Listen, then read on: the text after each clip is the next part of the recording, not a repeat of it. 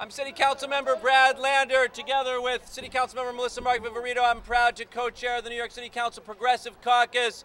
We are joined today by members of the City Council and by an extraordinary coalition, the Strong for All Coalition, with a fantastic array of community organizations and unions and groups that really make our city strong. So, you know, it's been quoted a lot this spring that a set of people say, we know what democracy looks like. And you know, we do know what democracy looks like. So, democracy looks like everybody doing their fair share, right? Democracy means everybody comes to the table in good times and in hard times to solve problems together. And what we've got here is a coalition of people trying to do that. A coalition of people stepping up and saying, you know what, these are hard times. But because we know what democracy looks like, we are all going to work together to contribute, to make some sacrifices, to make some tough choices. But you know what we found? Despite the fact that we're all stepping up, there's somebody who so far has been unwilling to step up and do his fair share. And who's that? Mayor Bloomberg! Unfortunately, even though we've got people across the spectrum saying, we got to fight to preserve our child care, we got to fight to preserve our teachers, and we got to fight to preserve our senior services, and we're going to find a way to make it work, even though a set of people have said, you know what, here are a bunch of smart ways of making it work. Here are revenue options. Here's revenue that could be on the table today to help make sure that we can balance the cuts we have to make. We can balance the contract spending that's growing out of control with some smart, realistic revenue options.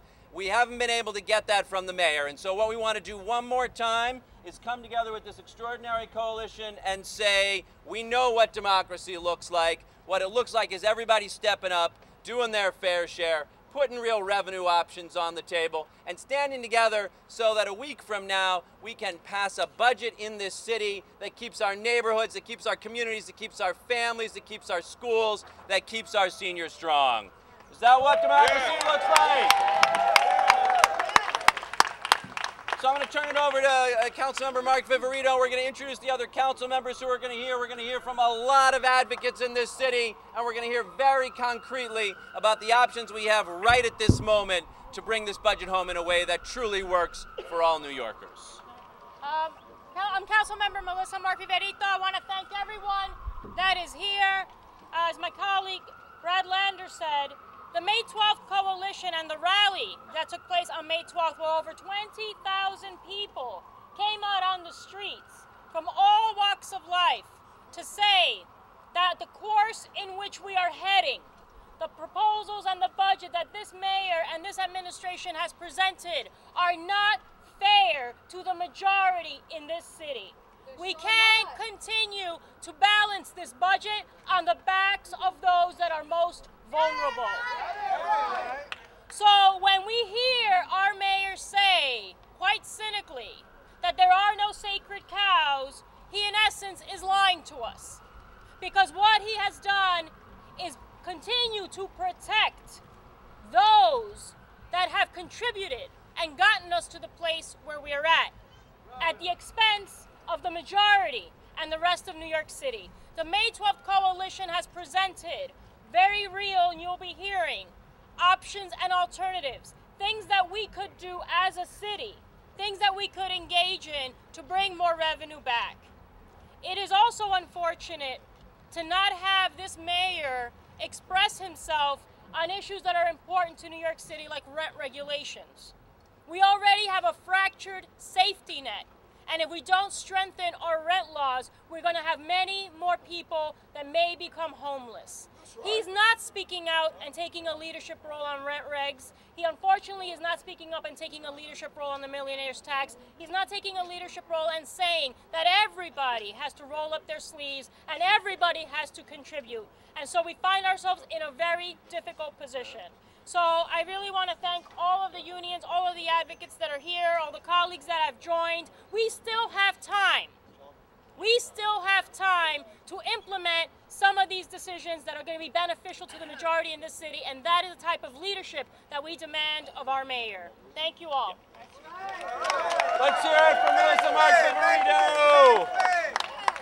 All right, we're going to start hearing both from council members and from allies and advocates and community organizations. But the council member who was out here first getting ready for this, and the council member who's often the strongest voice for low-income and disenfranchised New Yorkers, is the council member from East New York, Charles Barron. Thank you.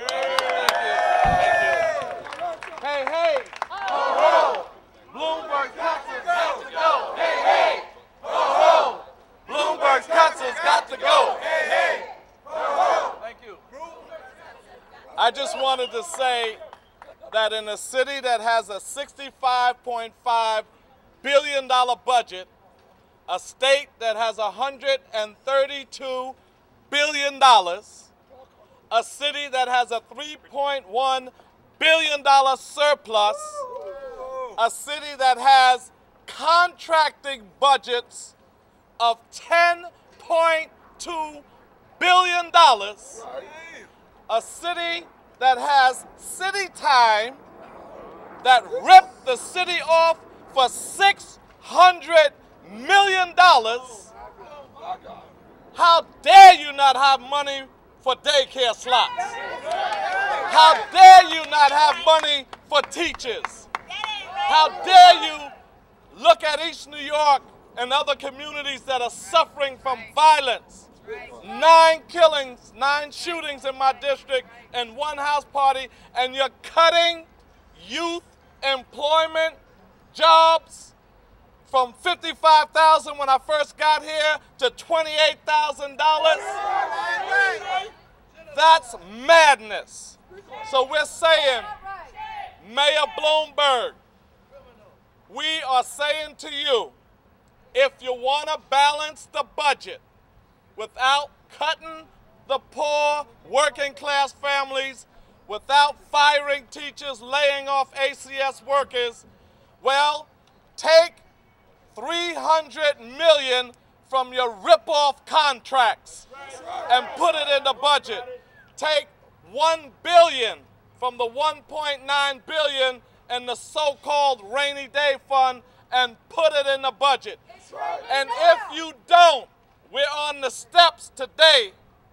After this, we're going to shut this city down. We're going to be out here, and it won't be a demonstration from 2 to 5 with the gates on each side or a press conference.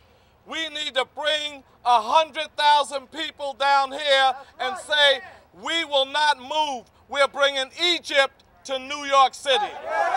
We'll bring Wisconsin to New York City.